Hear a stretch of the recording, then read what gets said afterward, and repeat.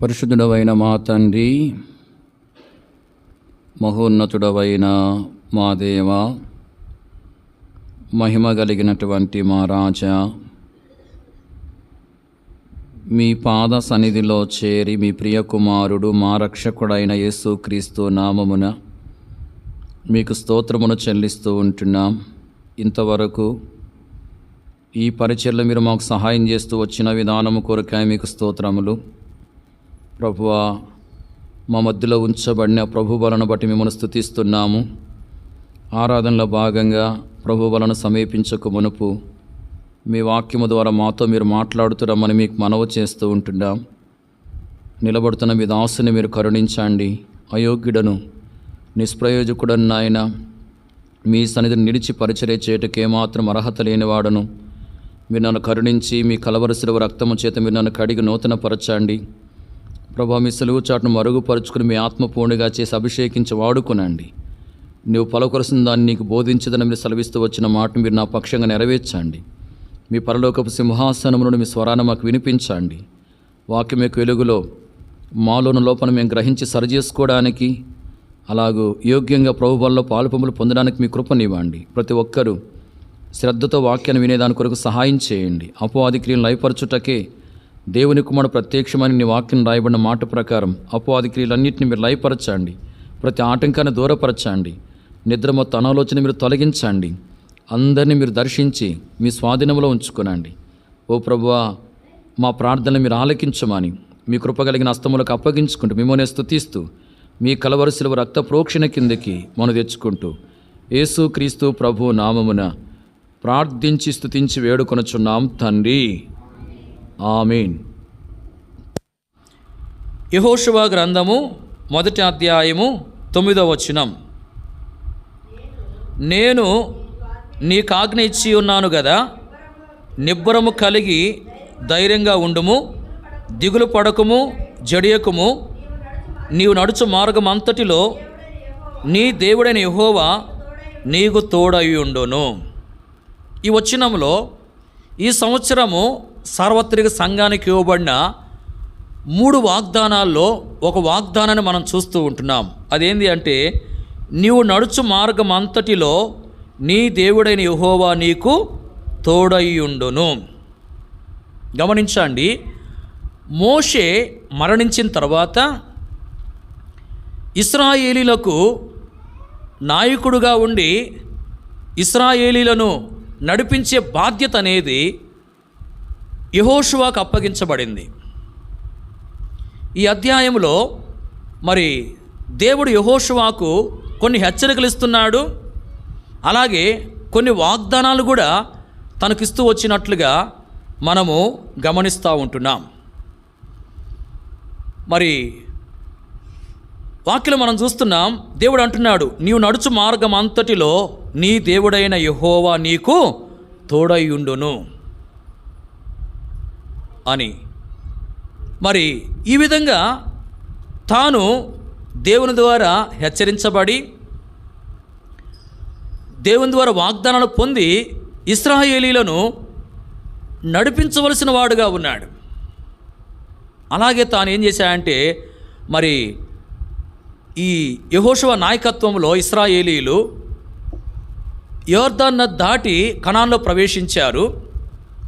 ఆ దేశంలో ఉన్నటువంటి వారితో యుద్ధాలు చేసి ఆ దేశాన్ని స్వాధీనం చేసుకుంటూ వచ్చినట్లుగా మన వాక్యములో గమనించవచ్చు. మరి దేవుడు ఈ వాగ్దానం ఇచ్చిన తర్వాత, నీవు నడుచు మార్గం అంతటిలో నీ దేవుడైన యెహోవా నీకు తోడయ్యుండును అని దేవుడు చెప్పిన తర్వాత యెహోషువ ఏం చేస్తా వచ్చాడంటే, మరి ప్రజల నాయకులను పిలిపించాడు. వారికి ఏం చెప్పాడంటే, మీరు మరి ప్రజలకు ఈ యొక్క మాటలు తెలియజేయండి. ఏమనంటే, 3 దినములలోగా మీరు ఈ యొక్క యోర్దాను దాటబోతా ఉన్నారు. అంటే 3 దినములలోగా ఈ యొక్క యోర్దాను మీరు దాటాలి. కాబట్టి ఆహారం సిద్ధపరచుకోండి అని ప్రజలకు తెలపండి అని ఆ నాయకులకు మరి యెహోషువ చెప్పినట్లుగా మనము గమనిస్తూ ఉంటున్నాం. అంటే 3 దినాల్లో ఇశ్రాయేలీలు యోర్దాన్ను దాటాలి. కనానులో వారు ప్రవేశించాలి. ఆ తర్వాత ఆ కనాను దేశాన్ని వాళ్ళు స్వాధీనం చేసుకోవాలి. చూడండి, దేవుడి యొక్క వాగ్దానం ఇచ్చిన తర్వాత మరి యెహోషువ నాయకుల ద్వారా ప్రజలకు ఏమని వర్తమానం తెలిపాడు అంటే, 3 దినముల్లోగా మీరు యోర్దాను దాటాలి, కాబట్టి మీరు ఆహారం సిద్ధపరచుకోండి అని వర్తమానాన్ని తెలిపినట్లుగా మనం చూస్తూ ఉంటున్నాం. ఇక్కడ మరి 11వ వచనములో ఆ సంగతులు రాయబడ్డాయి. 3 దినములలోగా మీరు యోర్దాన్ను దాటవలెను గనుక ఆహారమును సిద్ధపరచుకొనుడి. ఇక్కడ 3 అనే ఒక మాటను మనం చూస్తూ ఉంటున్నాం. 3 అనే ఒక మాట ఇక్కడ రాయబడింది. పరిశుద్ధ గ్రంథంలో 3 అనే పదము మరి కొన్ని చోట్ల రాయబడ్డట్లుగా మనం గమనించవచ్చు. ఈ సమయంలో మరి 3 అనే ఈ పదము వ్రాయబడిన 3 సందర్భాల్ని మనం చూద్దాం.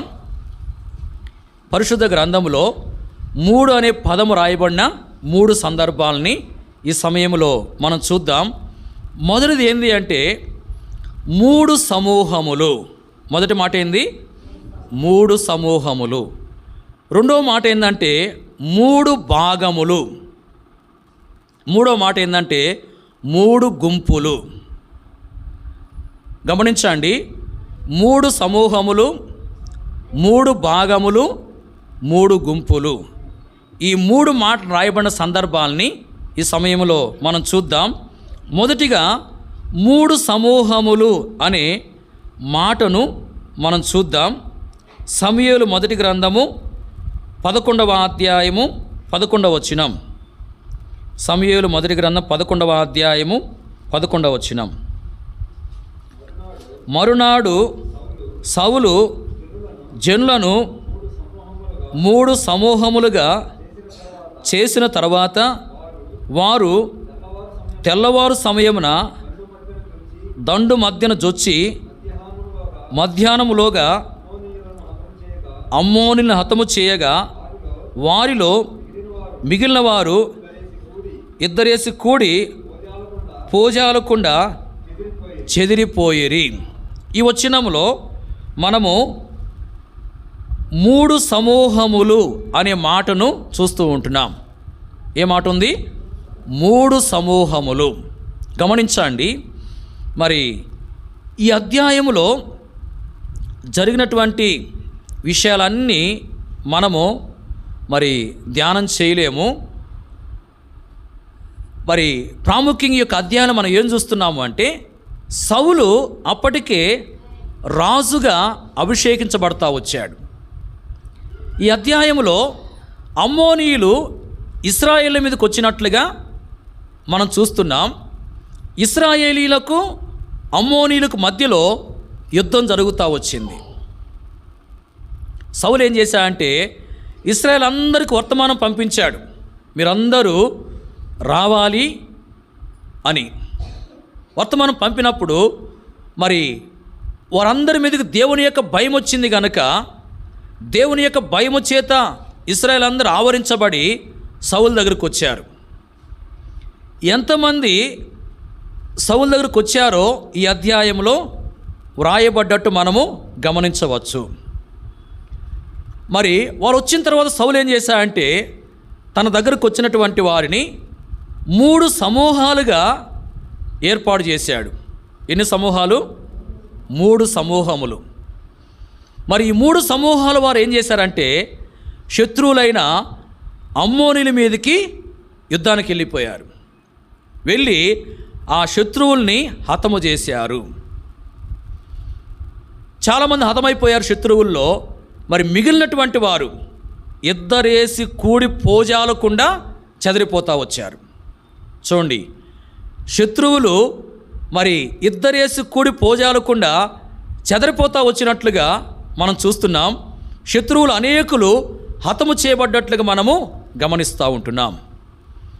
మరి ఇక్కడ ఈ 3 సమూహాలకు యుద్ధములో అపజయము కలిగిందా, జయము కలిగిందా? చెప్పండి. అప్పుడప్పుడు మీరు ఏం చేయాలంటే తల్ల పైకి ఎత్తాలి. బైబిల్లో ఉంది. ఏమని? గుమ్మములారా మీ తలలు పైకెత్తుకునుడి. కాబట్టి ఇప్పుడు విశ్వాసులారా మీ తలలు కూడా పైకెత్తుకునుడి. మీరు నిద్రపోవటం లేదు, కానీ మరి తల అలాగే ఉంచితే చూసే వాళ్ళకి ఏమనిపించిందంటే నిద్రపోతున్నారేమో అనిపించింది. కాబట్టి మధ్య మధ్యలో ఏం చేయాలా? తల పైకెత్తూ ఉండాలా. ఈ 3 సమూహాల వారు యుద్ధములో మరి జయాన్ని పొందారా, అపజయాన్ని పొందారా? చెప్పండి గట్టిగా. అంతా విన్నారు కదా.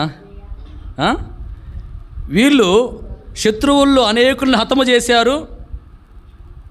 అలాగే ఆ శత్రువులు ఇద్దరేసి కూడి పోజాలకుండా చెదిరిపోతూ వచ్చారు. అంటే ఇశ్రాయేలీల్లో ఉన్న మరి 3 సమూహాల వారికి జయం కలిగిందా, అపజయం కలిగిందా? జయం అనేది కలిగింది.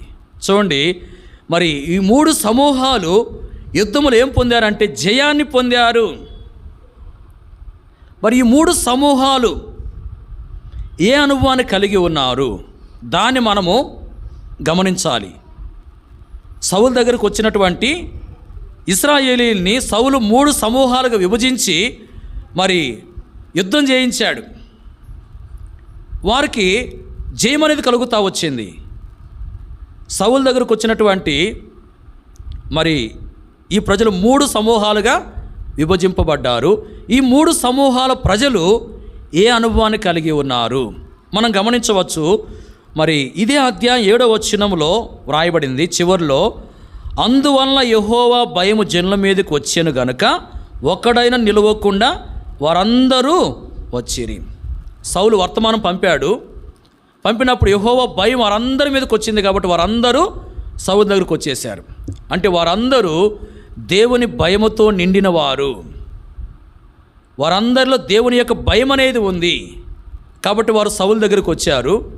సౌలు దగ్గరకు వచ్చిన తర్వాత 3 సమూహాలుగా మరి విభజింపబడ్డారు.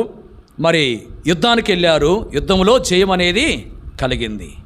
ఇలా ఈ 3 సమూహ ప్రజలు ఏ అనుభవాన్ని కలిగి ఉన్నారంటే దేవుని యొక్క భయము కలిగిన వారుగా ఉన్నారు. వారిలో ఎవరు భయం ఉంది? దేవుని భయం. అంటే దేవునికి భయపడేవారుగా వారు ఉన్నారు. వీళ్ళ మనలో కూడా దేవుని భయం ఉండాలి. మనం కూడా దేవునికి భయపడేవారంగా ఉండాలి.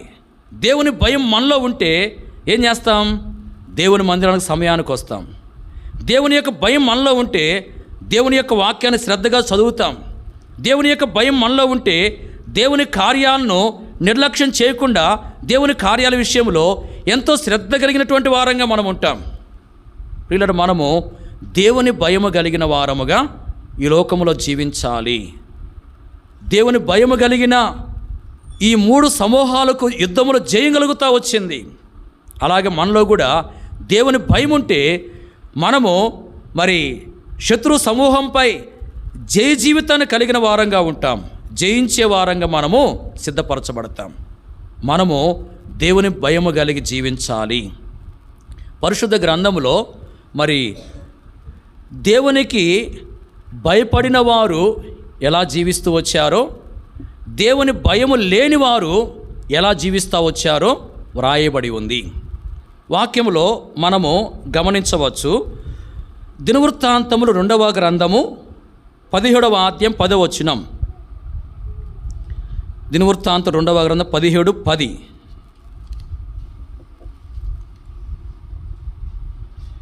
యోదా దేశము చుట్టూ ఉండు దేశముల రాజ్యములన్నిటి మీదకి యెహోవా భయం వచ్చినందున వారు యెహోషాపాతు యుద్ధము చేయకుండిరి. ఇక్కడ మనం చూస్తున్నాం, యెహోషాపాతు రాజుగా ఉన్న దినాల్లో ఆ యోధా రాజ్యానికి చుట్టూ ఉన్న జనుల మీదకి, చుట్టూ ఉన్న దేశస్థుల మీదకి యెహోవా భయం వచ్చింది. వారు దేవుని యొక్క భయముతో నిండిన వారుగా చేయబడ్డారు. కాబట్టి ఇప్పుడు వారు యెహోషాపాతుతో యుద్ధం చేయడం లేదు. యెహోషాపాతుతో కానీ యోధా వారితో కానీ యుద్ధం చేయటం లేదు. యుద్ధము అంటే మరి ఏం చూపిస్తుంది అంటే పోట్లాట. ఇంకొకటి చెప్పండి, కొట్లాట. ఇంకొకటి కలహించుకోవడం. ఇక్కడ మరి ఆ యోధా రాజ్యానికి చుట్టూ ఉన్న దేశస్థులు దేవుని భయము కలిగిన వారై యెహోషాపాతు రాజుతో యుద్ధం చేయటం లేదు. అంటే పోట్లాటం లేదు, కలహించడం లేదు, కొట్లాటం లేదు. అలాగే వాక్యంలో దేవుని భయము లేని ప్రజలు ఉన్నారు. చూడండి వాళ్ళెవరో. ద్వితీయోపదేశకాండం 25వ అధ్యాయము 17వ వచనం. ద్వితీయోపదేశకాండము 25:17. మీరు ఐగుప్తులో నుండి వచ్చుచుండగా మార్గమున అమాలేకీయులు నీకు చేసిన దాన్ని జ్ఞాపకం చేసుకునము. అతడు దేవునికి భయపడక మార్గమున నీకెదురుగా వచ్చి. చాలు. ఇక్కడేం రాయబడిందంటే అతడు దేవునికి భయపడక మార్గమున నీకెదురుగా వచ్చి. ఎవరు దేవునికి భయపడలేదని చెప్పి ఇక్కడ రాయబడింది? ఎవరు? అమాలేకీయులు. ఎవరు? అమాలేకీయులు దేవునికి భయపడలేదు. అమాలేకీయులు దేవుని భయము లేని వారుగా ఉన్నారు. దేవుని భయము లేని ఈ అమాలేకీయులు ఏం చేశారు అంటే, మనము నిర్గమాకాండము 17వ అధ్యాయము 8వ వచనములో గమనించవచ్చు. నిర్గమాకాండం 17:8. తరువాత అమాలేకీయులు వచ్చి రెఫీదీములో ఇశ్రాయేలీలతో యుద్ధము చేయగా. చూడండి, దేవుని భయము లేనివారుగా అమాలేకీయులు ఉన్నట్టు మనం చూస్తూ ఉన్నాం. వీళ్ళు ఏం చేస్తూ వచ్చారంటే ఇశ్రాయేలుతో యుద్ధం చేస్తూ వచ్చారు.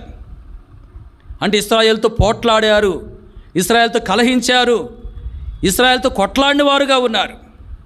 ప్రియులారా, మన జీవితంలో మరి ఏ విధంగా ఉంటూ ఉన్నాం? వాక్యలో మనం చూస్తూ వచ్చాం. ఆ యోధా రాజ్యానికి చుట్టూ ఉన్నటువంటి రాజ్యాల వారు దేవుని భయము కలిగిన వారై యుద్ధము చేయలేదు అనే విషయాన్ని. మరి దేవుని భయం లేని అమాలేకీయులు ఏం చేశారు? యుద్ధం చేస్తూ వచ్చారు.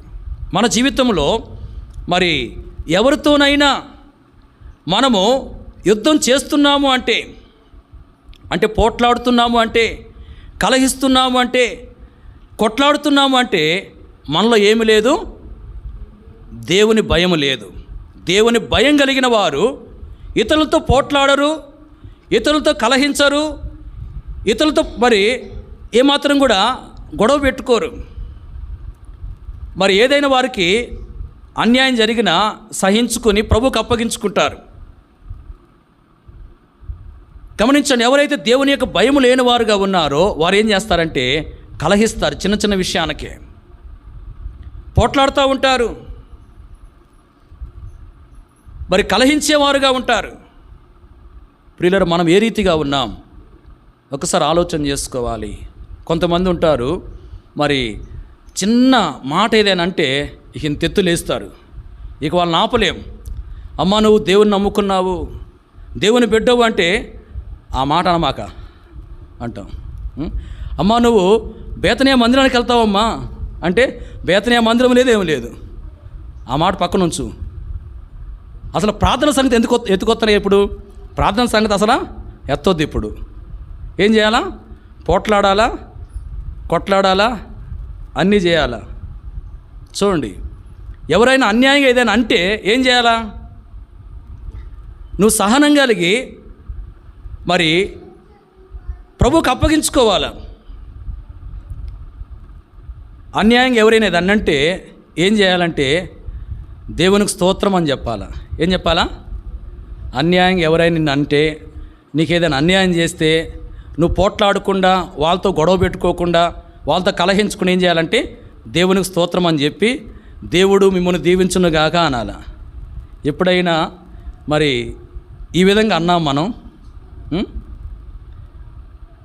ఈ విధంగా పలికిన సందర్భాలు ఉన్నాయా? ప్రియులారా, మన జీవితంలో ప్రభు బిడ్డలంగా మరి మన స్థితిని సరిచేసుకోవాలి. దేవుని భయము ఎవరిలో ఉందో వారు కలహించరు, పోట్లాడరు. దేవుని భయం లేని వారే కలహించేవారుగా, పోట్లాడేవారుగా ఉంటారు. ప్రియులారా, మనం ఎవరి వలె ఉన్నాం? దేవుని భయము కలిగిన వారంగా ఉన్నామా, దేవుని భయము లేని వారంగా కొనసాగుతున్నామా పరిశీలన చేసుకోవాలి. అలాగే ఇంకొక విషయాన్ని మనం చూద్దాం. పరిశుద్ధ గ్రంథములో నిర్గమాకాండము 1వ అధ్యాయం 17వ వచనం. నిర్గమాకాండం 1వ అధ్యాయం 17వ వచనం. అయితే ఆ మంత్రసానులు దేవునికి భయపడి ఐగుప్తు రాజు తమకు ఆజ్ఞాపించినట్లు చేయక మగపిల్లలను బ్రతకనీయగా. చూడండి, ఇక్కడ హెబ్రీ మంత్రసానుల గురించి రాయబడింది. వీళ్ళు దేవునికి భయపడ్డారు అని చెప్పి వ్రాయబడ్డట్టు మనం చూస్తున్నాం. వారిలో ఏముంది? దేవుని భయం ఉంది. ఐగుప్తు రాజు ఏం చెప్పాడంటే వారికి, మీరు హెబ్రీ స్త్రీలకు మరి మంత్రసాని పని చేయొచ్చు, మగపిల్లలు పుడితే చంపేయండి అని చెప్పాడు. ఆడపిల్లలు పుడితేనేమో బ్రతకనియండి అని చెప్పి ఆజ్ఞాపించాడు. అయితే ఈ మంత్రసానులు ఏం చేశారంటే దేవుని భయముతో పుట్టిన మగపిల్లని చంపలేదు, అంటే నరహత్య చేయలేదు. గమనించండి, దేవుని భయము కలిగిన వీళ్ళు ఏం చేయలేదు? నరహత్య చేయలేదు. మరి వాక్యంలో అమాలేకుని గురించి మనం చదువుతూ వచ్చాం కదా. ద్వితీయోపదేశకాండములో మరి 25వ అధ్యాయం 17వ వచనములో వారి గురించి ఏం రాయబడింది? దేవునికి వారు భయపడలేదు అని చెప్పి రాయబడింది. దేవుని భయం లేనివారుగా వారు ఉన్నారని చెప్పి రాయబడింది. దేవుని భయం లేనివారు కూడా అమాలేకులు ఏం చేశారు అంటే, ఆ తర్వాత వచనంలోనే ద్వితీయోపదేశకాండంలో 25వ అధ్యాయం 18వ వచనంలో ఏం చూస్తున్నామంటే, ఇశ్రాయేలీల్లో వెనకనున్న బలహీనులను హతము చేశారు, అంటే చంపేశారు. చూడండి, మరి పరిస్థితులన్నీ బాగున్నప్పుడు యుద్ధ సమయంలో వారు చంపలేదు. సమాధానకరమైన సమయంలో ఏం చేశారంటే, మరి ఇశ్రాయేలుకి ఎదురుగా వచ్చేసి ఇశ్రాయేలీల్లో వెనుకనున్న బలహీనులు ఏం చేశారు? అమాలేకీలు చంపేశారు, అంటే నరహత్య చేసిన వారుగా ఉన్నారు. ఇప్పుడు చూడండి, జాగ్రత్తగా గమనించండి. హెబ్రీ మంత్రసానులు దేవునికి భయపడిన వారుగా ఉన్నారు. వాళ్ళు ఏం చేయలేదు? చెప్పండి. నరహత్య చేయలేదు. అమాలేకీలు దేవుని భయం లేని వారుగా ఉన్నారు. వీళ్ళు ఏం చేశారు? నరహత్య చేశారు. మరి నరహత్య అనేది ఏం తెలియపరుస్తుంది అంటే, పరిశుద్ధ గ్రంథంలో యోహాను రాసిన మొదటి పత్రిక 3:15లో మనం గమనించినట్లయితే అక్కడ ఏం రాయబడిందంటే, తన సహోదరుణ్ణి ద్వేషించేవాడు నరహంతకుడు అని రాయబడింది. తన సహోదరుని ద్వేషించేవాడు ఎవడు? నరహంతకుడు. ఇప్పుడు మరి ఒక వ్యక్తి తోటి సహోదరుని ద్వేషిస్తున్నాడు అంటే ఆ వ్యక్తి ఏం చేస్తున్నట్లు? నరహత్య చేస్తున్నట్లు. ఇప్పుడు చూడండి, దేవుని భయం కలిగిన ఈ హెబ్రీ మంత్రసానులు నరహత్య చేయలేదు అంటే వాళ్ళు ఏం చేయలేదని అర్థము? చెప్పండి, ఎవరు చెప్పట్లేదండి? ఒక వ్యక్తిని ద్వేషిస్తే నరహత్య చేసినట్లు, ఒక వ్యక్తిని ద్వేషించట్లేదంటే నరహత్య చేయనట్టు. ఇప్పుడు జాగ్రత్తగా చెప్పాలి మీరు విని. హెబ్రీ మంత్రసానులు మరి దేవునికి భయపడి నరహత్య చేయలేదు అంటే వారు ఏం చేయలేదని? ద్వేషించలేదని.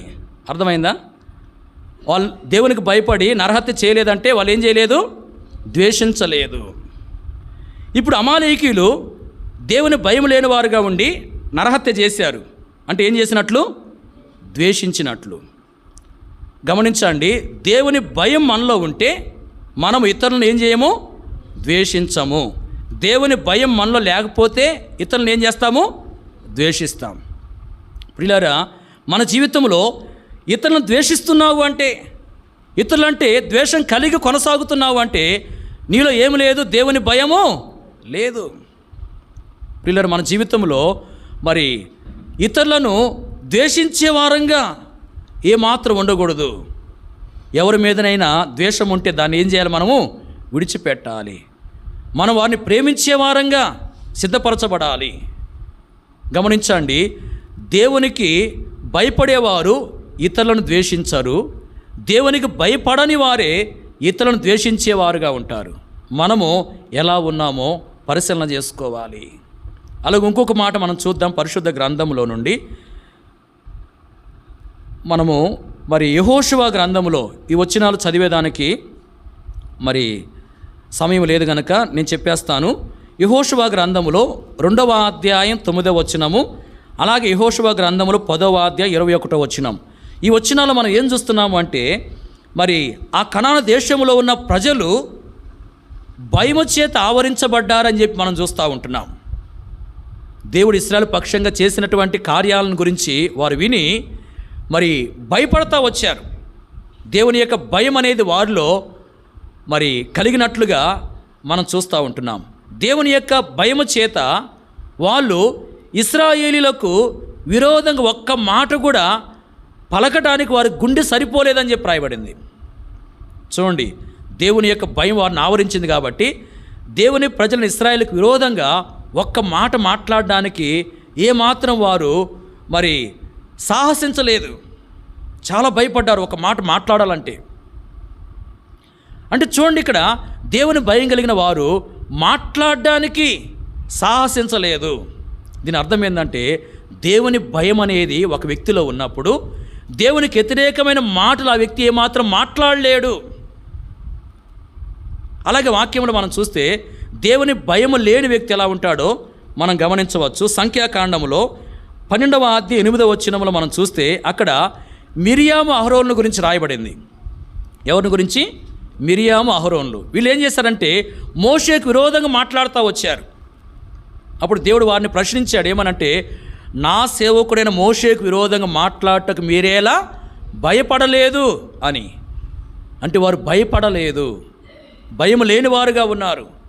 ఈ వ్యక్తి దైవ సేవకుడు, ఆ వ్యక్తికి విరోధంగా మాట్లాడకూడదు, దేవుని యొక్క శిక్ష వస్తుంది అనే భయం వారిలో లేదు. భయం లేని వారుగా ఉండి మరి మోషేకి విరోధంగా వారు మాట్లాడుతూ వచ్చారు. చూడండి, దేవుని భయం కలిగినటువంటి వారేమో దేవుని ప్రజలకు వ్యతిరేకంగా ఒక్క మాట కూడా మాట్లాడలేదు. దేవుని భయం లేని వారు ఏం చేశారు? దేవుని యొక్క బిడ్డగా ఉన్న వ్యక్తికి విరోధంగా మాట్లాడినటువంటి వారుగా ఉన్నారు. పిల్లలు ఏం చూపిస్తుందంటే ఈ సంగతులు మన జీవితంలో దేవుని యొక్క భయం మనలో ఉన్నప్పుడు దేవునికి వ్యతిరేకమైన మాటలు మనం మాట్లాడము. అబద్ధాలు కానీ, మోసపు మాటలు కానీ, చెడ్డ మాటలు కానీ, బూతులు కానీ, అపవిత్రమైన మాటలు కానీ మనం మాట్లాడము. ఎవరైతే బూతులు మాట్లాడుతున్నారో, అబద్ధాలు మాట్లాడుతున్నారో, చెడ్డ మాటలు మాట్లాడుతున్నారో వారిలో ఏమి లేదు? దేవుని భయం లేదు. దేవుని యొక్క భయం లేని వారి యొక్క మాటలు మాట్లాడేది. పలగొని మాటలు ఎవరు పలుకుతారంటే దేవుని భయము లేనివారు. ప్రియులారా, మనము దేవుని భయం కలిగిన వారంగా ఉండి ఏవైతే మాట్లాడకూడదో ఆ మాటలు మాట్లాడకుండా మనం ఉండాలి. ప్రియులారా, దేవుని యొక్క భయం లేని వారంగా, దేవునికి విరోధమైన మాటలు పలికే వారంగా ఏమాత్రం మనము ఉండకూడదు. మన జీవితం ఏ రీతిగా ఉంది? ఒక్కసారి మన జీవితాన్ని మనము పరిశీలన చేసుకోవాలి. గమనించండి, ఆ 3 సమూహముల వారు ఏ అనుభవాన్ని కలిగి ఉన్నారంటే వారు దేవుని భయము కలిగిన వారుగా ఉన్నారు. ప్రియులారా, మనము దేవుని భయం కలిగి ఉన్నామా? పరిశీలన చేసుకుందాం. వాక్యంలో చూస్తూ వచ్చాం, దేవుని భయము కలిగినటువంటి వారు ఇతరులతో కలహించలేదు. దేవుని భయము లేని వారే ఇతరులతో కలహించిన వారుగా ఉన్నారు. అలాగే దేవుని భయం కలిగినటువంటి వారు మరి ఇతరులను ద్వేషించలేదు. దేవుని యొక్క భయం లేని వారు ఇతరులను ద్వేషించేవారుగా ఉన్నారని మనం చూస్తూ వచ్చాం. అంతేకాదు, దేవుని భయము కలిగిన వారు మరి పలగొని మాటలు ఏమాత్రం పలకని వారుగా ఉంటున్నారు, జాగ్రత్త పడుతున్నారు. దేవుని భయము లేని వారే పలగొని మాటలు పలికేవారుగా ఉంటున్నారు. ప్రియులారా, మనము దేవుని భయం కలిగిన వారంగా ఉన్నామా లేక దేవుని భయం లేని వారంగా ఉన్నామా? ఒక్కసారి ఆలోచన చేసుకోవాలి. ఈ 3 సమూహముల వారు దేవుని భయము చేత ఆవరించబడినవారు, దేవుని యొక్క భయం కలిగి జీవిస్తూ వచ్చారు. దేవుని యొక్క భయం కలిగిన వారికి వారు ఉన్నారు. వారు యుద్ధానికి వెళ్ళారు. యుద్ధంలో వారికి ఏం కలిగిందంటే జయము కలుగుతూ వచ్చింది. ప్రియులారా, మన జీవితంలో కూడా మరి దేవునికి భయపడే వారంగా ఉంటే, దేవుని యొక్క భయం కలిగిన వారంగా మనం కొనసాగితే దేవుడు మనకు విజయాన్ని ఇస్తాడు, విజయవంతమైన జీవితాన్ని ఇస్తాడు. మనము మరి అన్నిటిపై జయాన్ని పొందుకుంటాం, శత్రు సమూహాన్ని జయించే వారంగా ఉంటాం. అలాగే జయ జీవితం కలిగిన వారంగా ముందుకు సాగుతాము. కాబట్టి మనం దేవుని యొక్క భయమును కలిగి కొనసాగాలి. ఇంతవరకు దేవునికి భయపడకుండా, దేవుని భయం లేకుండా జీవిస్తూ వచ్చినట్లయితే ప్రభు సన్నిధిలో క్షమాపణ కోరిక ఇకనైనా దేవుని యొక్క భయం కలిగి జీవించుట కొరకై ఆ దేవుని యొక్క సహాయాన్ని కోరుకోవాలి. రెండో మాట మనం చూద్దాం. చూడండి, సమూయేలు 2వ గ్రంథం 18వ అధ్యాయం మొదటి 2 వచనాలు. సమూయేలు 2వ గ్రంథము 18వ అధ్యాయము మొదటి 2 వచనాలు. దావీదు తన యొద్దనున్న జనులను లెక్కించి వారి మీద సహస్రాధిపతులను శతాధిపతులను నిర్ణయించి జనులను 3 భాగములుగా చేసి యోవాబు చేతి క్రింద ఒక భాగమును, సెరూయా కుమారుడైన అబీషైను యోవాబు సహోదరుని చేతి క్రింద ఒక భాగమును, గిత్తీయుడైన ఇత్తయి చేతి క్రింద ఒక భాగమును ఉంచెను. చాలు. ఈ వచనాల్లో 3 భాగములు అని రాయబడింది. ఏమాట ఉంది ఇక్కడ? 3 భాగములు. గమనించండి, ఈ సందర్భం ఏంది అంటే, దావీదు రాజుగా ఉన్నప్పుడు మరి అతని కుమారుని అబషాలోము ఏం చేశాడంటే కుట్ర చేసి తాను రాజు అయ్యాడు. దావీదుతో ఉన్నటువంటి అతని సేవకులందరూ కూడా రాజ్యాన్ని వదిలిపెట్టి పారిపోయారు. ఇప్పుడు దావీదు పక్షాన కొంతమంది ఉన్నారు. అతని కుమారుడైన అబషాలోము రాజుగా పరిపాలన చేస్తున్నాడు. అతని పక్షాన చాలామంది ఉన్నారు. మరి ఇక్కడ ఈ అధ్యాయం ఏం చూస్తున్నామంటే, దావీదు పక్షాన ఉన్నవారికి, అబషాలోము పక్షాన ఉన్నవారికి యుద్ధం జరిగినట్లు మనము గమనిస్తూ ఉంటున్నాం. మరి దావీదు ఏం చేశాడంటే తన యుద్ధన్న జనుల్ని 3 భాగాలుగా చేశాడు. ఎన్ని భాగాలమ్మా చెప్పండి? ఎన్ని భాగాలు? 3 భాగాలు. ఇప్పుడు ఒక భాగం మీద అధికారిగా లేక నాయకునిగా యోవాబును ఉంచాడు. రెండో భాగం మీద ఆ యోవాబు సహోదరుడైన అబీషైని నాయకునిగా ఏర్పాటు చేశాడు. 3వ భాగం మీద ఇత్తయి అనే వ్యక్తిని నాయకునిగా ఏర్పాటు చేశాడు. సరే, దావీదు కూడా మరి యుద్ధానికి వస్తానని చెప్పి అంటే వారు వద్దన్నారు, ఆపేశారనమాట. సరే, ఈ 3 భాగాల సైన్యము యుద్ధానికి వెళ్ళింది. ఎవరి మీదకి? అబషాలోముతో ఎవరైతే ఉన్నారో, అతని పక్షాన ఎవరైతే ఉన్నారో వారి మీదకి అన్నమాట.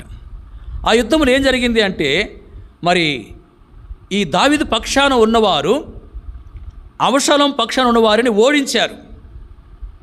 అలాగే అబషాలోము కూడా ఆ యుద్ధంలో ఏం చేయబడ్డాడంటే చంపబడ్డాడు. ఆ తర్వాత మరి దావీదు మరలా రాజుగా చేయబడేదాని కొరకు యెరూషలేమునకు తీసుకురాబడ్డాడు. దావీదు రాజు అయ్యాడు. మరలా దావీదే పరిపాలన చేస్తూ వచ్చాడు. వాక్యంలో ఆ విషయాలు మనము గమనించవచ్చు. ఇక్కడ మరి ఈ 3 భాగాల జనాంగాన్ని గురించి మనం చూస్తున్నాం. వీరు ఏ అనుభవాన్ని కలిగిన వారుగా ఉన్నారో అది మనము మరి పరిశీలన చేయాలి. ఈ 3 భాగాలుగా ఏర్పాటైనటువంటి యొక్క జనాంగము ఏ అనుభవాన్ని కలిగి ఉన్నారో దాన్ని మనం గమనించాలి. వారు ఏ అనుభవాన్ని కలిగి ఉన్నారంటే, దావీదు రాజుగా చేయబడి రాజుగా పరిపాలన చేయడం దేవుని చిత్తం. అబషాలోము రాజుగా పరిపాలన చేసేది దేవుని యొక్క చిత్తము కాదు. కుట్ర చేత తను రాజు అయ్యాడు. ఇప్పుడు ఈ 3 భాగాలుగా చేయబడిన వీళ్ళు యుద్ధం చేశారు అబషాలోము పక్షాన ఉన్నటువంటి వారితో. ఎందుకు యుద్ధం చేశారు? దావీదును మరలా రాజుగా చేయాలనే ఉద్దేశంతో.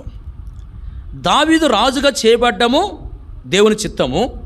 ఇప్పుడు దావీదు రాజుగా చేయబడాలనే ఉద్దేశంతో వీళ్ళు ఏం చేశారంటే ఎంతో ప్రయాసంతో యుద్ధం చేసిన వారుగా ఉన్నారు. అంటే దేని కొరకు వారు పోరాడారు? దేవుని చిత్తము జరిగించబడేదాని కొరకు. దేవుని చిత్తము జరిగించబడేదాని కొరకు వాళ్ళు ఏం చేశారు? పోరాడారు. మరి పోరాడారు. ఆ పోరాటంలో విజయం వచ్చేసింది. ఆ తర్వాత దావీదు యెరూషలేము తీసుకురాబడ్డాడు. దావీదే రాజు అయ్యాడు. చూడండి, ఇక్కడ ఈ 3 భాగాలుగా చేయబడిన వారు కలిగిన అనుభవం ఏంటంటే, దేవుని చిత్తము జరగాలి, దేవుని చిత్తము జరిగించబడాలని చెప్పి ప్రయాసపడిన వారుగా ఉన్నారు. మరి పోరాడినటువంటి వారుగా ఉన్నారు. ప్రియులారా, మన జీవితంలో కూడా దేవుని చిత్తాన్ని చేసే వారంగా మనం ఉండాలి. మన ఇష్ట ప్రకారము ఏ కార్యాన్ని మనం చేయక దేవుని యొక్క చిత్తం ఏంటో మనం తెలుసుకుని దేవుని చిత్త ప్రకారం ముందుకు సాగే వారంగా మనం ఉండాలి. చాలాసార్లు ఏం చేస్తున్నామంటే మన యొక్క ఇష్టాన్ని నెరవేర్చుకుంటా ఉన్నాం, మనకిష్టమైనట్లుగానే మనం ప్రవర్తిస్తూ ఉన్నాం, మనకిష్టమైనట్లుగానే మనం కార్యాలు జరిగించే వారంగా ఉంటున్నాం. ఏదైనా ఒక పని చేయాలంటే మరి ఇది దేవుని చిత్తమా కాదా అని కొంత సమయము, కొన్ని దినాలు మరి దేవుని సన్నిధిలో ప్రార్థన చేసి కనిపెట్టి మరి దేవుని యొక్క చిత్తమైతే ముందుకు సాగే విధానంలో మనం ఉండకుండా ఏం చేస్తున్నామంటే మనకు ఏదైతే తోస్తుందో అదే మనం చేస్తూ ఉన్నాం, ఏదైతే మనకు నచ్చుతుందో దాన్నే మనం చేస్తూ ఉన్నాం. ప్రియులారా, గమనించండి, మన జీవితంలో మన ఇష్టాన్ని, మన యొక్క చిత్తాన్ని పక్కన పెట్టి దేవుని చిత్తాన్ని తెలుసుకొని దేవుని చిత్త ప్రకారం మనము ముందుకు సాగాలి. దేవుని చిత్తం ఎట్లా తెలుస్తుంది? గమనించండి, మరి ఒక కార్యం చేసే ముందుగా మనము ఆ కార్యం కొరకే ప్రార్థన చేయాలి. ఇప్పుడు మనకు ఇల్లు ఉంది, బాగా పాడైపోయింది, దాన్ని పడేసి మరలా ఇల్లు కట్టుకోవాలనుకుంటున్నాం. ఏం చేయాలా? ఆ తలంపు రాగానే ఇక పడేయకూడదు. ఏం చేయాలా? కొన్ని దినాలు ప్రార్థన చేయాలా. ప్రార్థన చేస్తే మరి అది కట్టబడ్డం దేవుని చిత్తమైతే దేవుడు మరి ముందుకు నడిపిస్తాడు. అన్ని పరిస్థితులన్నీ అనుకూలం చేసి, కొన్ని ఆటంకాలు వచ్చినా కూడా వాటన్నిటినీ తొలగించి దేవుడే ఆ కార్యంలో ముందుకు మనం నడిపిస్తాడు. ఇక్కడ వాక్యంలో ఉంది, ప్రార్థన చేయుచుండగా నేను నడిపించుదును అని. కాబట్టి మనం ప్రార్థన చేయాలా. ఒక వివాహం చేయాలంటే ఏం చేయాలా? సంబంధం వచ్చిందని వెంటనే మనం వివాహం చేయకూడదు. ఏం చేయాలా? దానికోసం ప్రార్థన చేయాలా. ఒక సంఘంలో ఒక విశ్వాసి తన 2 కుమార్తెలు ఆమె ఒక కుమార్తె వివాహ విషయమై ఏం చేసింది అంటే, ఆమె చెప్తా వచ్చిన సాక్ష్యం ఏమని చెప్తా వచ్చిందంటే, ఈ కుమార్తెకి ఈ సంబంధం వచ్చింది, ఈ సంబంధం గురించి 2 సంవత్సరాలు ప్రార్థన చేశాం బ్రదర్ అని చెప్పింది. ఎన్ని సంవత్సరాలు? ఒక్క సంబంధం వచ్చింది, ఆ ఒక్క సంబంధం కొరకు ఎన్ని సంవత్సరాలు ప్రార్థన చేసింది? 2 సంవత్సరాలు కుటుంబంగా వాళ్ళు ప్రార్థన చేశారు. ఆ సహోదరి విశ్వాసి, 2 కుమార్తెలు విశ్వాసులే. ఒక్క సంబంధం కొరకు 2 సంవత్సరాలు ప్రార్థన చేస్తే దేవుడు సమాధానం ఇచ్చాడు, వివాహం చేశారు, వారు సంతోషంగా సాగిపోతూ ఉన్నారు. చూడండి, మనం ప్రార్థన చేయటం ద్వారా ఒక కార్యము కొరకు దేవుడు ఏం చేస్తాడంటే, ఆయన చిత్తమైతే మనం ముందుకు నడిపిస్తాడు, ఆయన చిత్తము కాకపోతే ఏం చేస్తాడంటే మరి దాన్ని తప్పిస్తాడు. కాబట్టి మన జీవితంలో మరి ఈ సంగతి ఎరగాలి. మరి మనము దేవుని యొక్క చిత్తాన్ని త్రోసివేసేసి మన ఇష్ట ప్రకారం ముందుకు సాగితే అంత క్షేమం అనేది ఉండదు. వాక్యంలో మనం గమనించవచ్చు కొంతమంది జీవితాలు. మరి లోతు జీవితాన్ని ఒకసారి ఆలోచన చేస్తే ఆదికాండం 13వ అధ్యాయంలో అబ్రహాము, లోతు ఇద్దరు కూడా విడిపోవాల్సి వచ్చింది. వేరువేరుగా మరి ఉండాల్సిన పరిస్థితి ఏర్పడినప్పుడు లోతు ఏం చేశాడు? దేవుణ్ణి ఏమాత్రం అడగలేదు. ప్రభువా ఎక్కడికి వెళ్ళాలి, నీ యొక్క ఏర్పాటు, నీ చిత్తం అని చెప్పి అడగకుండా ఏం చేశా అంటే మరి కళ్ళెత్తి చూశాడు. మరి ఆ భాగం అంతా కూడా చాలా కళ్ళకు బాగా కనపడతా ఉంది. ఇక ఆ యొక్క ప్రదేశాన్ని తాను ఏర్పాటు చేసుకుని అక్కడికి వెళ్ళిపోతూ వచ్చాడు. చూడండి, తాను ఆ ప్రాంతాన్ని ఏర్పాటు చేసుకుంటూ వచ్చాడు. ఆ ప్రాంతాన్ని ఏర్పాటు చేసుకుంటూ వచ్చాడు. ఆ ప్రాంతాన్ని తాను మరి ఏర్పాటు చేసుకోవడం దేవుని చిత్తమా అని ఆలోచన చేసి, దేవుని చిత్తము కాదు, తన సొంత ఏర్పాటు ప్రకారంగా ఆ ప్రాంతాన్ని ఏర్పాటు చేసుకుని వెళ్ళిపోయాడు. మొదట సొదొమ దగ్గర గుడారం వేశారని చెప్పి రాయబడింది. తర్వాత ఏం చేశాడు? సొదొమలోకి వెళ్ళిపోయాడు. సొదొమలో ప్రజలు ఎలా ఉన్నారంటే పాపులుగా, దుష్టులుగా ఉన్నారు. వారి మధ్యలోకి వెళ్ళిపోయాడు. ఆ తర్వాత చూస్తే అతని కుటుంబము మరి అంత క్షేమముగా ఉన్నట్లు మనం చూడము. లోతు భార్య ఏమైపోయింది? ఉప్పు స్తంభం అయిపోయింది. కుమార్తెలు మరి లోతుతో శయనించి పిల్లలను గంటా వచ్చారు. అంటే ఆ కుటుంబ పరిస్థితి ఎలా ఉంది అంటే చాలా విచారకరమైన పరిస్థితి గుండా వెళ్తూ వచ్చింది. దీనికి కారణం ఏంటంటే దేవుని చిత్తానికి వ్యతిరేకంగా ముందుకు సాగుతూ వచ్చిన దాన్ని బట్టి, దేవుని చిత్తాన్ని త్రోసివేసి సొంత ఆలోచన ప్రకారం ముందుకు సాగిన దాన్ని బట్టి. చూడండి, దేవుని చిత్తాన్ని త్రోసివేసి సొంత ఏర్పాటు ప్రకారం ముందుకు వెళ్ళిపోయినప్పుడు మరి క్షేమం అనేది లేదు ఆ కుటుంబానికి. అలాగే వాక్యం మనం గమనిస్తే యాకోబు జీవితాన్ని ఆలోచన చేసినట్లయితే, యాకోబు జీవితాన్ని మనం ఆలోచన చేస్తే మరి ఆదికాండం 31వ అధ్యాయం, 32వ అధ్యాయం, అలాగే 33వ అధ్యాయం, ఈ అధ్యాయంలో యాకోబు జీవితాన్ని మనం ఏం చూస్తామంటే, దేవుడు మరి లాబాను దగ్గర తను ఉండగా తండ్రి ఇంటికి వెళ్ళమని చెప్పాడు.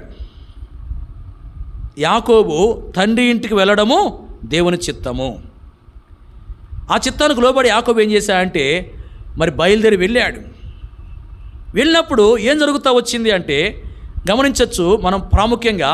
ఏశావు యాకోబు కుటుంబానికి హాని చేయడానికి 400 మందితో బయలుదేరి వచ్చాడు. అయితే యాకోబు అక్కడ ప్రార్థన చేశాడు. మరి దేవుడు అద్భుతంగా ఏం చేశాడంటే ఏశావు ద్వారా ఎలాంటి నష్టం కలగకుండా యాకోబు కుటుంబాన్ని కాపాడుతూ వచ్చాడు. ఏశావు యొక్క మనసు మార్చాడు. మరి పగతో వచ్చినటువంటి వ్యక్తి ప్రేమ చూపే విధంగా దేవుడు చేశాడు.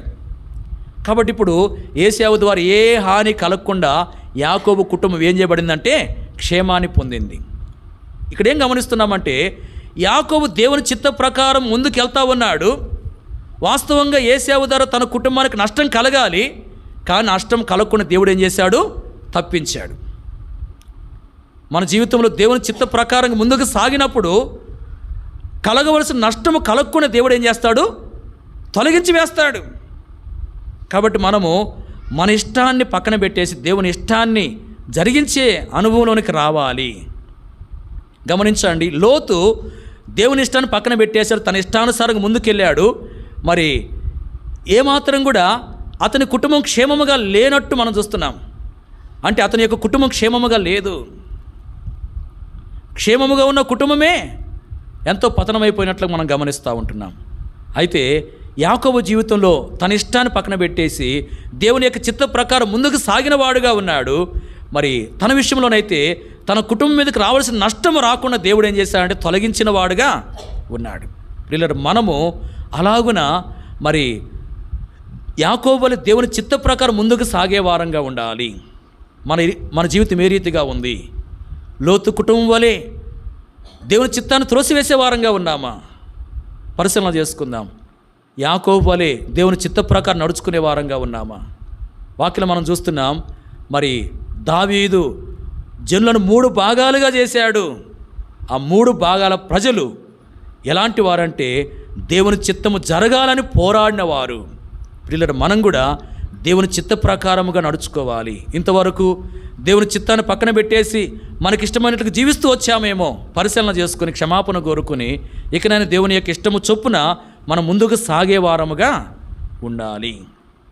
అలాగే 3వ మాట మనం చూద్దాం. క్లుప్తంగా మాట చూసుకుని మనం ముగించుకుందాం.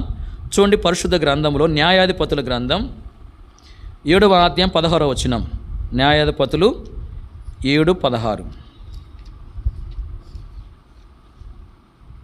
న్యాయాధిపతుల గ్రంథము 7వ అధ్యాయం 16వ వచనం. ఆ 300 మందిని 3 గుంపులుగా చేసి బోరను వట్టి కుండను ఆ కుండలలో దివిటీలను ప్రతి వాని చేతికిచ్చి వారితో ఇట్లా నన్ను చూచి నేను చేయనట్లు చేయుడి. చాలు. ఈ వచనంలో 3 గుంపులు అనే మాట చూస్తున్నాం. ఏ మాట ఉంది ఇక్కడ? 3 గుంపులు. గమనించండి, ఈ అధ్యాయంలో మరి గిద్యోను గురించి మనం చూస్తున్నాం.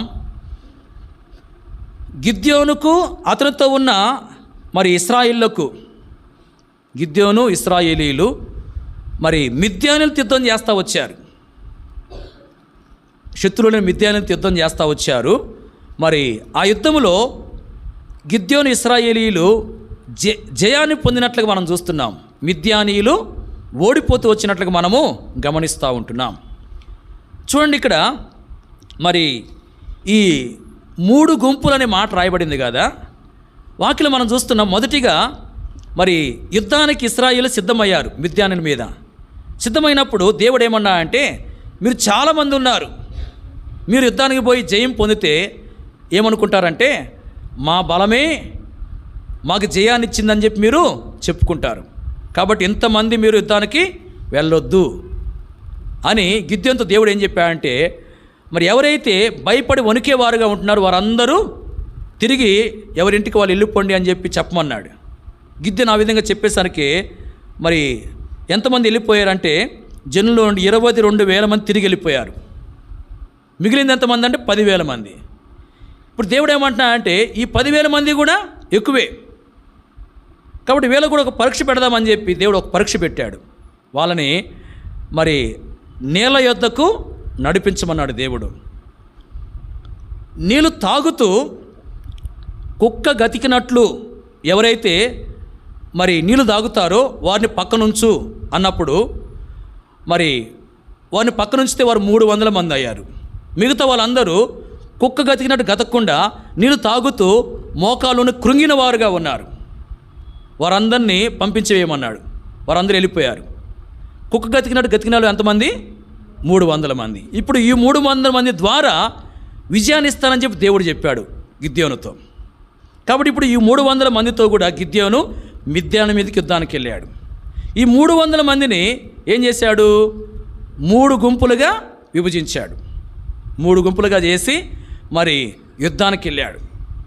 ఆ యుద్ధంలో మిద్యానులపై మరి విజయం అనేది కలుగుతూ వచ్చింది. విజయం వారు పొందుతూ వచ్చారు. ఈ 3 గుంపుల వారు విజయం పొందారు. మరి ఈ 3 గుంపుల వారు కలిగి ఉన్న అనుభవం ఏందో మనం ఆలోచన చేయాలి. వీరు కలిగి ఉన్న అనుభవం ఏంటి అంటే, వీరు ఎలాంటి వారుగా సిద్ధపరచబడ్డారు అంటే, గమనించండి, 300 మంది అంటే చాలా కొద్ది మంది. వీళ్ళు విజయం పొందారు.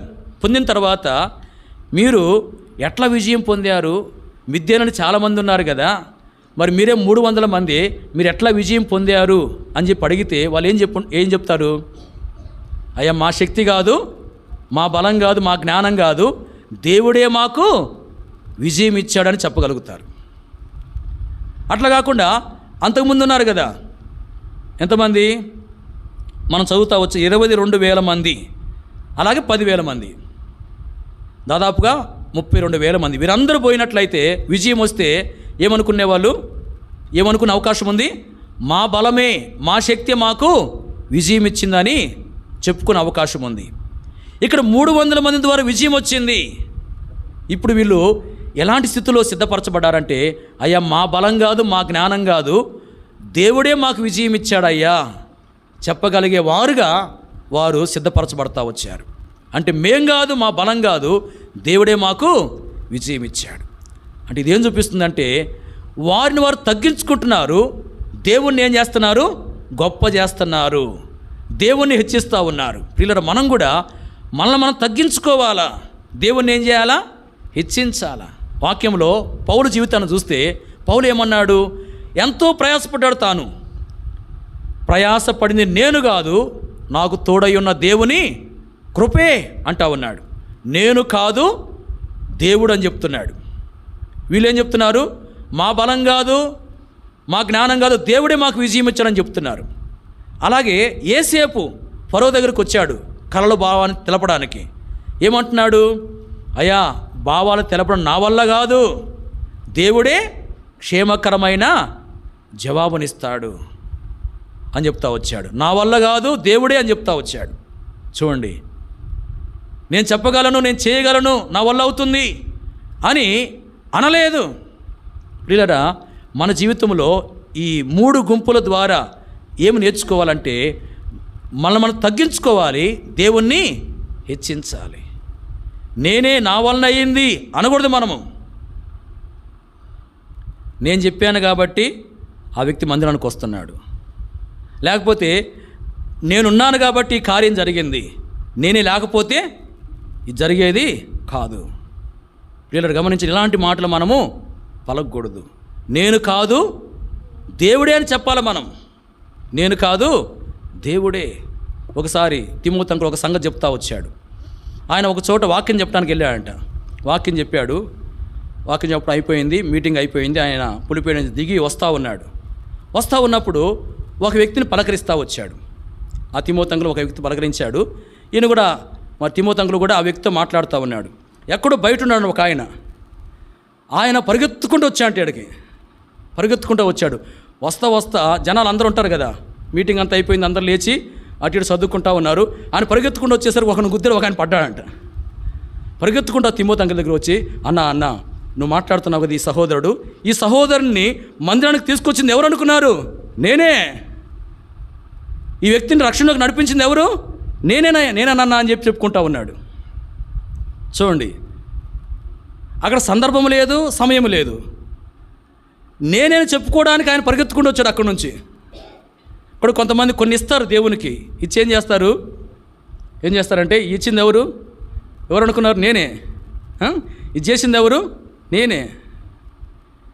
కాబట్టి గమనించండి, మనము దేవుని కొరకు ఏది చేసినా కూడా నేను చేశానని మరి పరిస్థితి రాకుండా జాగ్రత్త పడాలి. ఏదైనా సందర్భం వస్తే దేవుడు నాకు సహాయం చేశాడు కాబట్టి నేను చేయగలుగుతా వచ్చానని చెప్పాలి. దేవుడు అనే పేరు ఉండాలి. సందర్భాన్ని బట్టి ఎవరికైనా చెప్పాల్సి వస్తే ఏం చేయాలా? మనం ఇచ్చాం ఏదైనా, మరి అది చెప్పాల్సి వస్తే ఏం చేయాలంటే, దేవుడు నాకు కృపించాడు కాబట్టి నేను ఇవ్వగలిగాను. ఏదైనా మనం చేసామని దేవుని కొరకు ఏదైనా చేసాం, గొప్ప కార్యము చేస్తే ఏం చెప్పాలా? అది చెప్పాల్సి వస్తే, దేవుడు నాకు కృపించాడు కాబట్టి నేను ఈ పని చేయగలుగుతా వచ్చాను అని చెప్పుకోవాలా. ఇక్కడ దేవుని పక్కన పెట్టేసి నాదే నా వల్లనే అయిందని చెప్పి మనం ఏమాత్రం కూడా అనకూడదు. ఇక్కడ ఆ 3 గుంపుల వారు ఏ అనుభవం కలిగి ఉన్నారంటే, గమనించండి, మా బలం కాదు, మా జ్ఞానం కాదు, దేవుడే మాకు విజయం ఇచ్చాడని చెప్పి చెప్పుకునే స్థితిలో వారు కొనసాగిన వారుగా ఉన్నారు. వీళ్ళ మనం కూడా మరి మనం తగ్గించుకుని దేవుని హెచ్చించే వారంగా ఉండాలి. దేవుని పక్కన పెట్టేసి మనం హెచ్చించుకునే స్థితి ఏమాత్రం మనలో ఉండకూడదు. మన జీవితం ఏ రీతిగా ఉందో ఒక్కసారి మన జీవితాన్ని మనము పరిశీలన చేసుకుందాం. ఈ సమయంలో 3 విషయాలు చూస్తూ వచ్చాం. గమనించండి, మొదటి మాట ఏంటంటే 3 సమూహములు. వారు ఏ అనుభవాన్ని కలిగి ఉన్నారంటే, దేవుని భయము కలిగిన వారుగా వారు ఉన్నారు. రెండో మాట 3 భాగములు. ఆ 3 భాగాలుగా చేయబడిన ప్రజలు ఏ అనుభవాన్ని కలిగి ఉన్నారు? దేవుని చిత్తము కొరకు పోరాడేవారుగా ఉన్నారు. మూడో మాట 3 గుంపులుగా చేయబడ్డవారు. ఆ 3 గుంపుల ప్రజలు ఎలా ఉన్నారంటే, నా బలము కాదు, మా బలం కాదు, దేవుడే అని చెప్తా వచ్చారు. అంటే వారు తగ్గించుకుని దేవుని హెచ్చిస్తూ వచ్చారు. చూడండి, మరి వీరు విజయాన్ని పొందుకున్నారు. గమనించండి, ఆ 3 సమూహముల వారు విజయాన్ని పొందుకున్నారు. ఆ 3 భాగాల వారికి విజయం కలిగింది. ఆ 3 గుంపుల వారికి విజయం కలుగుతూ వచ్చింది. ప్రియులారా, వారు విజయాన్ని పొందుకున్నారు. మన జీవితంలో కూడా విజయవంతులంగా ముందుకు సాగాలి. జయించువారంగా మనం ఉండాలి. సాతాను యొక్క సమూహాన్ని జయించాలి, లోకాశను జయించాలి, శరీరాశను జయించాలి, పాపాన్ని జయించాలి. దేవునికి వ్యతిరేకమైన ప్రతి దాన్ని మనం జయించి ముందుకు సాగాలి. జయించాలి అంటే మరి వారిలో ఉన్న లక్షణాలు మనలో ఉండాలి. ఆ 3 సమూహాల్లో ఉన్న దేవుని భయం మనలో ఉండాలి. 3 భాగాలుగా ఉన్నటువంటి వారిలో ఉన్న దేవుని చిత్తము చేసే విధానం మనలో ఉండాలి. అలాగే 3 గుంపుల్లో ఉన్నటువంటి మరి దేవుని హెచ్చించే విధానం, మనం తగ్గించుకుని దేవుని హెచ్చించే విధానం మనలో ఉండాలి. ఈ 3 అనుభవాలు మనలో ఉంటే దేవుని భయము, దేవుని చిత్త ప్రకారం నడుచుకునే జీవితము, మనల్ని తగ్గించుకుని దేవుని హెచ్చించే జీవితం మనలో ఉంటే మనము జయమును పొందుకుంటాము. జయ జీవితం కలిగి ముందుకు సాగుతాము. జయించే వారంగా మనం సిద్ధపరచబడతాం.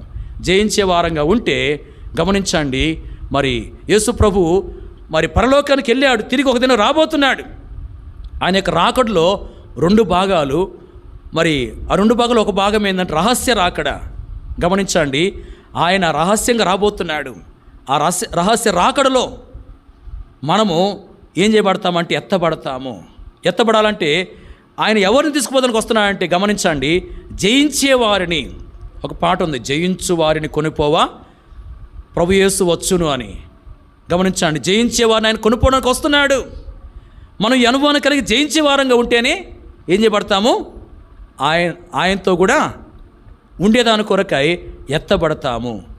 ఈ అనుభవాలు మనలో లేకపోతే, దేవుని భయం లేకపోతే, దేవుని చిత్త ప్రకారం నడుచుకునే జీవితం లేకపోతే, మనల్ని తగ్గించుకుని దేవుని హెచ్చించే జీవితం లేకపోతే మనకు జయ జీవితం లేదు. జయ జీవితం లేకపోతే యేసు ప్రభు యొక్క రాకడలో మనము ఎత్తబడలేము. జయించేవారే ఎత్తబడతారు.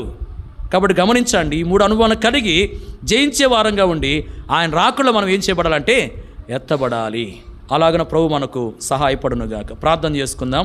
దయచేసి మోకరించి కళ్ళు మూసుకుని ప్రార్థనలో ఏకీభవించండి. ప్రభు తన వాక్యం ద్వారా మనతో మాట్లాడుతూ వచ్చాడు. దేవుని యొక్క భయం మనలో ఉందా? ఒకసారి పరిశీలన చేసుకుందాం. మనం దేవుని చిత్త ప్రకారం నడుచుకుంటున్నామా పరిశీలన చేసుకుందాం. మనల్ని మనం తగ్గించుకుని దేవుణ్ణి మనం హెచ్చించే వారంగా ఉంటున్నామా పరిశీలన చేసుకుందాం. ఏ విషయం తప్పిపోతున్నాం గ్రహించి ఒప్పుకుని క్షమాపణ కోరుకుని సరి చేసుకుందాం. అలాగే యోగ్యంగా ప్రభు యొక్క బలలో మనం పాలుపంపులు పొందాం. అందరూ ఆ రీతిగా ప్రార్థనలో ఉండండి.